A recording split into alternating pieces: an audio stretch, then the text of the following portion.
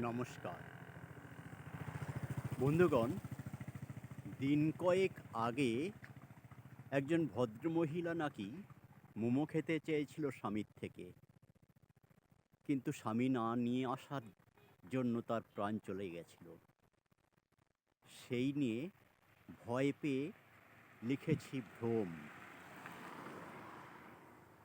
পাইকপাড়ায় শ্বশুর বাড়ি, বেঁচে তো নেই আর শাশুড়ি।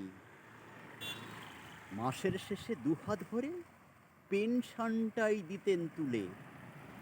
দেখেছিলাম তখন প্রিয়ে ভালোবাসার জোয়ার নিয়ে কাছে ঘেঁষে বসে হেসে চাইতো যেটা দিতাম এনে।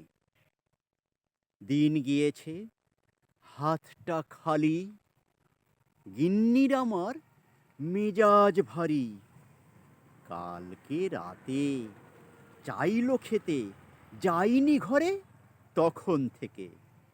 মোমো চাওয়া খুনির থেকে শিক্ষা নিয়ে, সেটাই ভেবে চমকে উঠে তাকিয়ে দেখি শুয়েই আছি বইয়ের পাশে।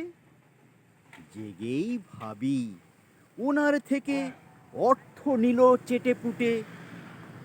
চিন্তা তো নেই আমার মোটে, ঘুমটা ছুটুক তাদের চোখে। নমস্কার।